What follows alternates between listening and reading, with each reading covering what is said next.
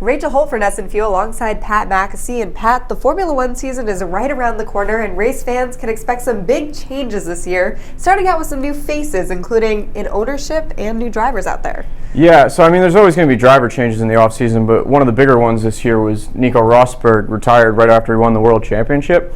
And so Mercedes had to scramble to find a new driver. They brought in Valtteri Bottas to do that. But another one, apart from the drivers that everybody's talking about, is Liberty Media came in, which is an American company, and purchased F1. They agreed to do that last year, but the sale just got approved over the summer. So they're already starting to shake some things up. They brought in their CEO to replace Bernie Ecclestone, who's been in the sport since the 1970s. So it should be very different this year.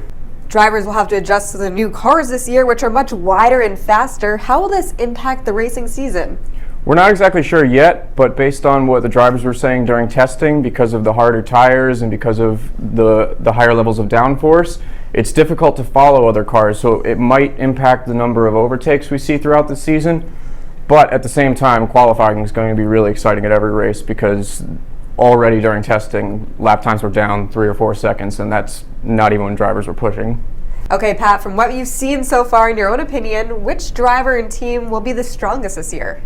For the Drivers' Championship, I think it's going to be between Mercedes, Red Bull, and Ferrari, but I'm going to take an oddball choice and pick Daniel Ricciardo from Red Bull, just because I think he's been in that team long enough that he's comfortable with them. He knows what he can get out of the car, and he's very, very comfortable making aggressive moves on track, so that shouldn't be a problem. And as far as the Constructor Championship, I have a hard time betting against Mercedes just because they've been so reliable. They ran more miles than anybody for the last 4 years in testing, so that's going to be really tough to beat. Well, we'll see what happens. We'll be following along with the Formula One races all season long, so make sure you keep it on nestandfuel.com.